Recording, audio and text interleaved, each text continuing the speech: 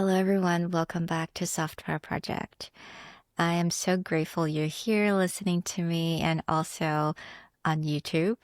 Yes, I have a YouTube channel. I'm going to leave that information in the description box. So come and subscribe and join me. And also, please leave me a review on the podcast. I would be so grateful, and it really means a lot to me. And yeah, today I actually wanted to talk about something that I have accumulated, I have organized, filtered, categorized, and ready to share with everyone. And just a little disclaimer out there, I'm still working out a lot of the different kinks, but I do wanted to put this out there and start sharing with you, just in case if you're going through this reinvention process. So what I'm going to talk about today are the different stages of the reinvention process so that I can give more of a structure to this really unstructured time for you. And I know a lot of people walk into this process blindly. We feel like we're being forced to really look at our lives and decided what's working, what's not working. And we're kind of blindsided by this part of this process. Sometimes it happens because major things happen in our lives. For me, divorce was something that really kicked me in my ass. And so that I have to really go through this reinvention process. And for a lot, maybe taking care of older parents, or just something happened in life, and hey, life is funny. We often needed to work through a lot of pivots and figured out what's working, what's not working. So long story short, I'm going to be covering all these 5 different stages within this episode. So I'll put a timestamp and you can go and listen to it, and you can go back and forth if you want to. But before that, I do wanted to cover a little bit about my personal stories and why I wanted to do this in the first place. And towards the end, I have a very important announcement that I wanted to make. So please stay tuned to that. So yes, everyone probably know a little bit by now that I started this whole reinvention process 7 years ago. And again, like I said, I felt like it started out of nowhere. My grandmother was really sick that year, and then she passed away. And that really got me to really rethink my life and what I wanted to do with my life. And I was faced with a very unhappy marriage, and my daughter was really young. And eventually, I decided to get divorced and become a single mom. In the same year, I've also decided that stay-at-home mom is just really not for me. And I've did that for many, many years, and I was miserable. I became an entrepreneur. I had my own consultancy, and I also got into coaching. Because to be frank, I needed to be coached. I needed the coaching, and that's how I got into it. And everything kind of happened in just a year and 2 years. So it was very chaotic and crazy. And now me sitting here 7 years later, talking about this and reminiscing, it is really wild. And I don't even have a lot of words to describe it. It's so crazy. And I'm wearing the dress that I got for myself when I hosted my first workshop 7 years ago, when I opened my consultancy, and I had a few other business partners at the time. And we basically just called everyone we knew, and we got them all to the events. And I was hosting that particular event on how to dress to impress. And I remember I had a full glam. I had a makeup artist come to my house and did my hair. I wore this dress, and I went to the event, and I stood on on stage and I realized that there was this spotlight on top of me, and it was basically making me so warm. But because I was so nervous already, I was sweating. And because I felt so warm, I was sweating even more. And I realized that I was sweating on stage. I sweat even more. And I remember it was such an embarrassing experience. But I know at the end of the day, no one cared. But now I think it back, yes, it was embarrassing, but I thought it was so funny and it was so fun. I pulled myself together though, so the event went really well. But of course, when you do something first, when you do something the first time, you always feel dumb. And I still feel this way, guys. Like I doing this podcast, being on YouTube, talking in front of the camera, I still feel dumb every single time. But I think I'm now getting used to feeling this way, just feel very uncomfortable, and that's okay. So every day I'm just uncomfortable and I'm okay with that. So yesterday I was looking into my closet and I saw this dress and I put it on and I just started to like tear it up a little bit because I just remember all these years and everything, so much has happened. First of all, it's very tight on the stomach area because I gained weight, which is great because I was so thin at the time. I was unhealthy, I was weak, I was going through a lot. I didn't want to eat. I didn't want to eat. And throughout these 7 years, I put on weight, put on muscle, and I feel the healthiest I've ever been. So I'm happy about that. But this dress will forever be a talking dress or standing dress, will not be a dinner dress ever. And to talk about my coaching career, that's also really interesting because I got my coaching certificate around the same time as I said. So I went to International Coaching Academy, which is, I love the program. If you're interested in coaching, I really strongly recommend you check out the program. Towards the end, every single coach need to come up with a coaching model, and they're very specific niche of audience. And it honestly took me so long to really think about it. And I came up with one, which was to coach business professionals and to help them to do any kind of career pivots. So working with them on remaking their resumes, going through interview process, and going through any kind of limiting beliefs and just difficulties when it comes to that entire process. You know, it was a nice collaboration with what I was doing at the time anyway. But I always knew that something was missing. Something just missing from that. And I couldn't think of any reasons why, what was missing. And there was always a question mark. But I left it and never really thought about it. But I always knew I would come back to coaching eventually.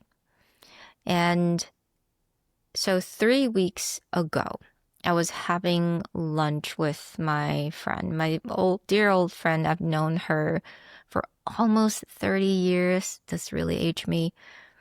But she's going through this transformation process as well. And she was telling me all these different things and she was tearing up. She's crying and she was just apologizing to me that she's like, Sherry, I didn't want to bring this up because I feel like I don't want to affect you, but this is really hard for me.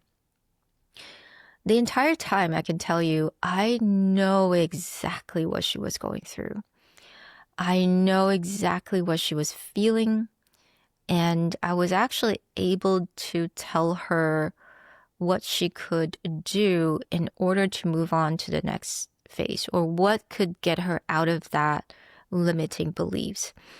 And I went home that day and opened my laptop and opened a blank document and I just started typing.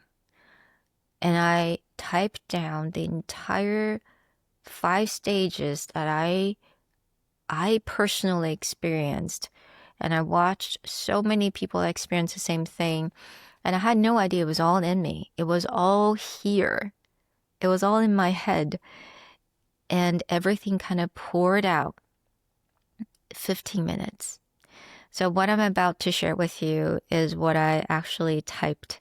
And of course, I took some time to really to tweaked it. And so whatever that didn't make sense, I tried to clarify it, but it's still a work in progress, I would say, because reinvention process is a long process.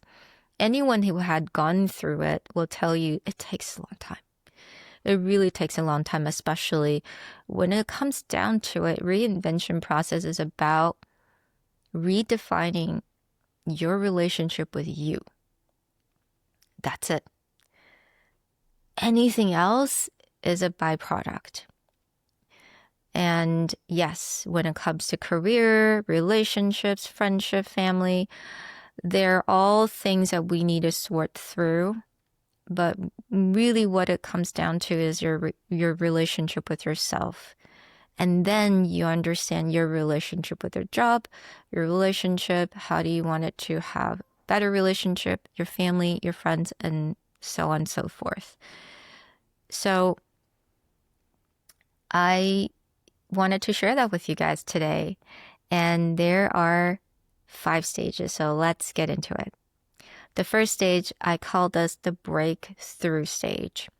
But it often feels like breakdown because you often feel like something happened and life is falling apart. And I needed to say, if you're here, I feel you, but you're about to be given this opportunity for you to look inwards and redefine what you want again. And in this stage, a lot of times it's because something major happened and major pivots happened. For me, divorce. For a lot, it's the death of family members. And yeah, actually for me, it was both. So that's why 7 years ago, I felt like I had to jump into this reinvention process and just commit to it. And I've gone through so many different reinvention and revision throughout, but the breakthrough always seems so daunting and so chaotic at first. And actually for a lot of people, for them, it's their bodies telling them no more, right? A lot of, especially women, we internalize a lot of the stress and we think that we needed to push harder and work harder to make something work. And a lot of times that eventually accumulates and your body will just be like, no more. That's it. Your body may shut down. You cannot get out of bed. Sometimes, for me, I couldn't even get to a lunch. I couldn't even go to a lunch with someone at work. And it's not because I don't want to go to lunch with this person. It's I don't want to sit through another lunch talking about work, talking about some people at work and talking about their decision-making process. I was just done. I was really done with the entire process. And that was the experience for me. That was the breakthrough. And I had to just face the reality, what's not working anymore. And I call it breakthrough again. It's also because we're able to look at the reality. We're no longer distracted by other things. We are facing the reality, knowing what's not working anymore. And we just need to dive in and start this whole process. Now, the second stage, I would call the courage stage. I call it the courage stage because it takes a heck of a lot of courage to really start this process because you're going to get the influx of these emotions. Fear of failure. What if it doesn't work out? What would people say about me? And am I abandoning everything I've ever worked for? Feeling guilty for doing that. And all these emotions that would just come in, like flooded in. And this is really when we need to learn how to sit with emotion. And for a lot of us, we didn't actually even have the tools to begin with because we didn't have to. maybe we had distractions before, when I think the reason why COVID was a time for a lot of people to kick off this process is because the distractions were not there anymore. They couldn't travel, they couldn't go out of the house, and they couldn't do a lot of things that what they wanted to do. And they had to really look at the problem and face with the problem. So it does take a lot of courage. So understanding how do you actually cope with these emotions and sit with emotion. One thing I've learned is that the more you allow these emotions to just come and sit like guests. I've done an episode on the guest house. And the more you're willing to just give them room, just give these emotions room to sit, to be here, the more you're able to just let them go and release these emotions. So starting to understand and pick up a tool on how to process emotion and just be graceful and give yourself the space and the room to do so. This is also the time where setting very small attainable goals would be very beneficial to you. I still use the SMART goal framework. I think it's one of the best and it's so easy to remember. So SMART goal means SMART, specific, measurable, attainable, relatable, and time. So for me, when I first started this podcast, I was terrified. I don't know where the audience is going to come from. I didn't want it to just ask my friends to listen to it and that's it. But I wanted new audience. I wanted audience I've never reached before. But I had no idea where they're going to come from. I don't know who they are. All I know, they are out there. You guys are out there. You are there. And so what I could do at the time is make a goal that's really attainable, really within my control. So all I did was, okay, I'm going to make 20 episodes total by end of June. So that was at the time, I would say that's like 4 months. 4 months in, 20 episode, and I wanted to interview 10 women. So that was that. Simple numbers. It was attainable because all I had to do was just reached out. And I knew if I reached out maybe once a week, couple times a week, or by referral, I would get guests. And what if they say no? I would reach out to more again, and that's okay. So all I knew was that it was easy for me to attain that goal. And actually, because it was so easy and attainable and the numbers so clear, I didn't even need to think about it. And by June, I hit the goal. Like I didn't really think about it at all. And I was able to produce 20 episodes and I interviewed 10 women. Exactly that. And that gives me confidence, to move forward to the next phase and to do the next things, which is the shedding stage. Now, shedding stage, like you can imagine, you're shedding all the things that's not working for you anymore. And I will say this stage sometimes comes in loops. You're always going to be shedding something because you're always going to get triggered. And you may first experience a lot of grief. So grieving the life that you once thought you wanted. For me, after divorce, I grieved that life for quite a bit.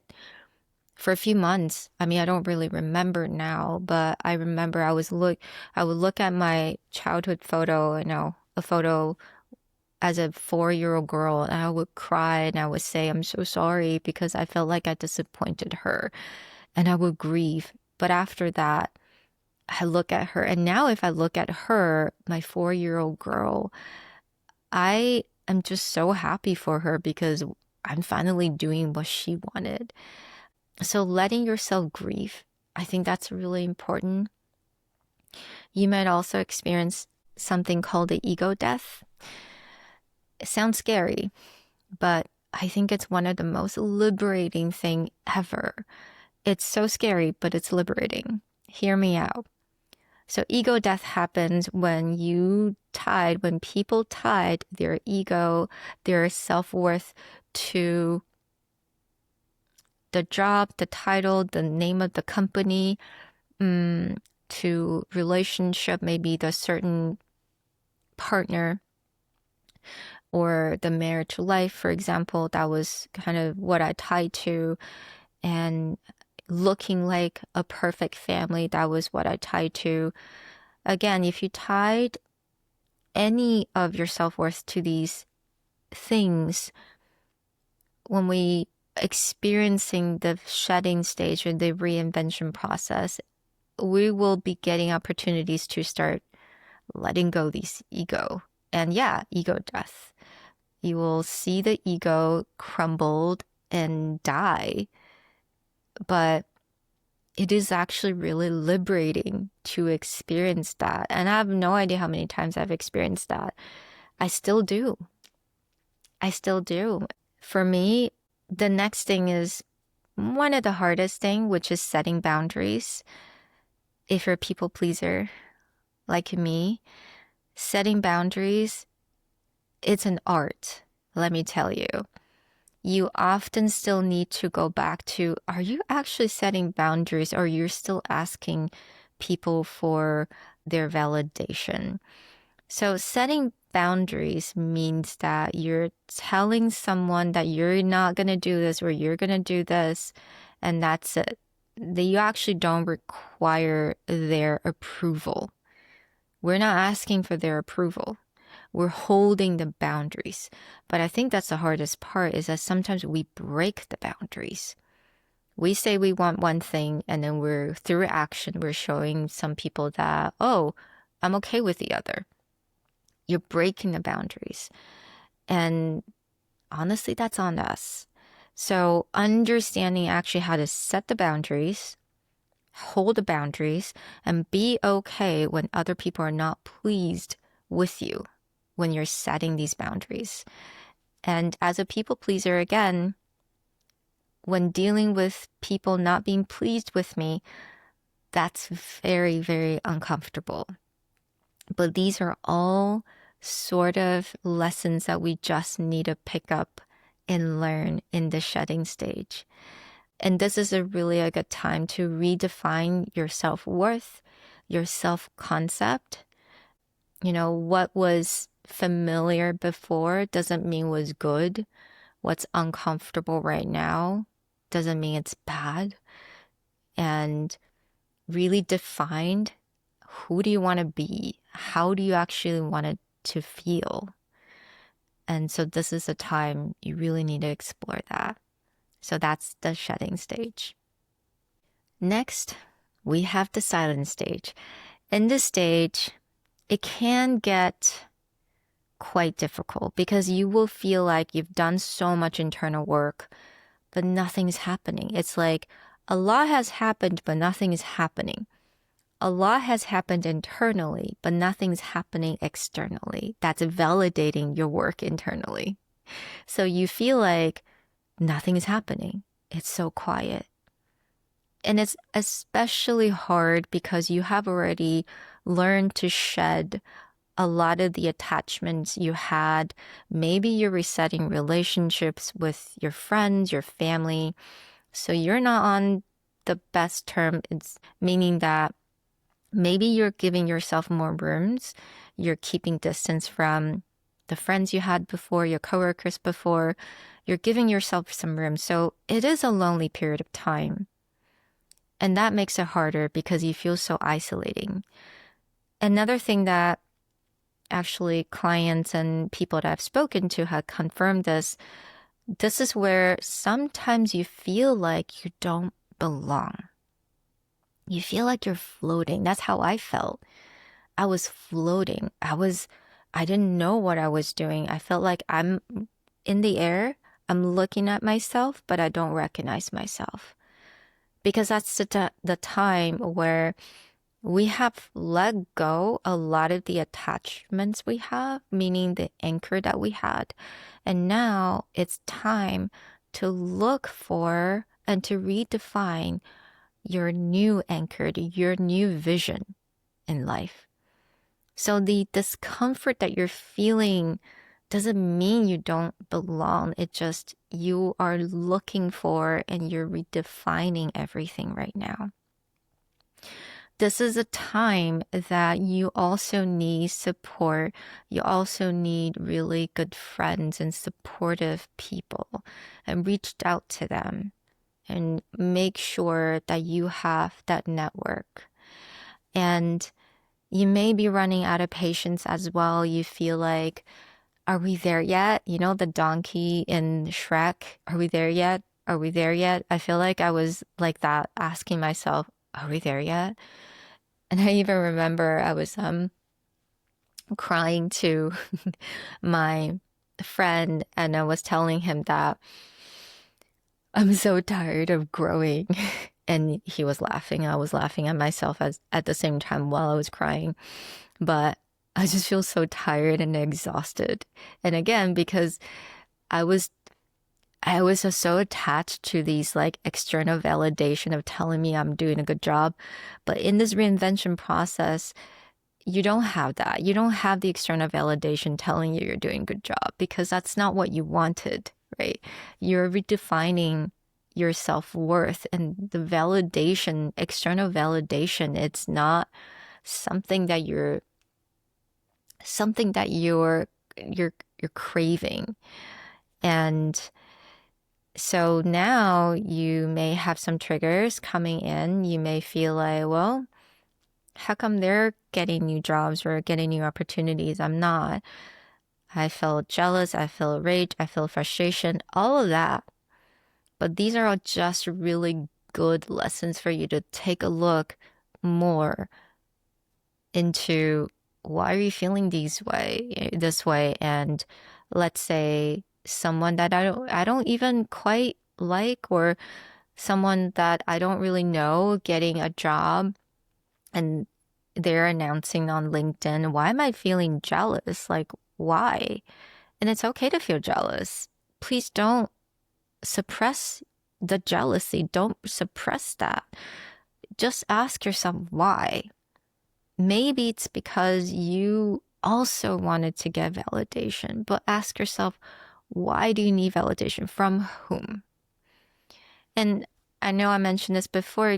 I think wanting validation is so normal and so common, but knowing where it should come from. So I was telling my best friend, she was telling me, yeah, she felt so jealous of this person of getting this job, but she didn't even want the job in the first place. And she didn't even think that she knew that she didn't even want to work for this company in the first place, but she felt the jealousy anyway. And yeah, it was the validation. But then we explore just that, okay, but for the people that you actually cared about, who are they? Anyone that you wanted to receive validation, who are they? Who are the ones that actually matters? It's actually the close friends, and the close friends are incredibly supportive. Like, your actual friends will be very supportive throughout this reinvention process. They're not going to be the ones that are waiting for you to get that external validation. They're not going to be here and be like, hurry up, why aren't you there yet? They're the one that are going to cheer you on and then just be there to support you whenever you need. So again, managing triggers. Don't see trigger as a way to tell you to turn back or to be pulled back to the old pattern. I think that's another thing, is that in the silent stage, we questioned our decision. Are we doing the right thing? Should I go back to what's familiar, or should I keep moving towards what's so uncomfortable, but it feels so right to me at the same time? So that's the silent stage. Now, the last stage, I call this the hope stage, because you're seeing the light at the end of the tunnel. Opportunities are coming. You feel more and more comfortable in yourself. And for me, it was really for when I felt more comfortable being uncomfortable. to be honest, like now I'm still uncomfortable because in this phase in my life, especially when it comes to coaching and comes to podcasting, I am still uncomfortable because I'm still exploring, but I'm learning to have a lot of fun in the exploration. Yeah, sometimes I may feel down. I may feel a little bit just depressed, but I'm also able to use the tools that I have to pull myself out and to have new perspective and reframe the mindset and keep going and just to be okay with the uncomfortable. It's okay to feel uncomfortable. In this hope stage, I think it's really important to, again, you now can actually set long-term goal for yourself. Actually get someone that you trust or coach or someone that you really trust to help you to sort through the goal setting so that you know it's actually followed the specific measurable, attainable, and relatable and time this model. And really work on how do you trust without knowing. So one of the thing, I think the biggest challenge that people have here is that they may feel so anxious to finish the process, to like get to the end, but you do know that there's no the end. There is no particular end goal that you can tie to this process. You're always going to be reinventing yourself. And I think a lot of people tie to a timeline and a goal. They're like, oh, I got to earn this much money by this time now. And it's definitely a possibility. But when you tied it and you feel like that's something you absolutely need to achieve, and if you don't, then you're a failure, then that's going to set you back as well. And you're going to have to reflect on your self-worth. Are you tying money, the amount, again, with your self-worth? So that's a programming maybe that you just need to look at and unlearn, unravel to understand how do you trust not knowing when, how, what's going to happen, but still be able to set the goals for yourself so you can just keep your eyes on the prize and trust the process and enjoy the discomfort and have fun. This is all learning opportunities, and you may still get triggered along the way, but again, those are just really good lessons for you to look at inward. Why am I getting triggered? Why is this happening? And how do I reassess my self-concept? So these are the 5 stages that I came up with based on the 7 years of experience and talking to numerous women and clients, and just concluded that these are the stages that we all had to go through and during the reinvention process. And going forward, I will starts to offer more and more coaching tools so that you can put that in your toolbox and you can access it anytime you need. So here comes the offering. I'm offering 3 clients for free, 4 sessions each, and each session should be about 40 minutes long. The reason I wanted to offer this is because I really wanted to test out this hypothesis I have for these 5 stages, and also these coaching tools that I have been using for myself and also on my clients. I really wanted to refine them and test them out, and also getting feedbacks and real feedbacks from you guys. So I'm offering this to 3 clients. So I'm going to put all of the requirements in the description box below. And all you have to do is just reach out to me and let me know you're in. And no matter where you are at in the process, everyone goes through the reinvention process, or maybe you're just feeling a bit stuck, or maybe you're going through these major changes in life, or maybe you just you're in the middle of it and you're a little confused, you're feeling stuck, you're feeling like nothing is happening yet, you're feeling eager, let me know. It doesn't matter where you're at. I would love to work with you, and let me know and reach out to me. So thank you guys. And don't forget to give this episode and this podcast a review. I really, really appreciate it. And I will talk to you guys next time. Bye.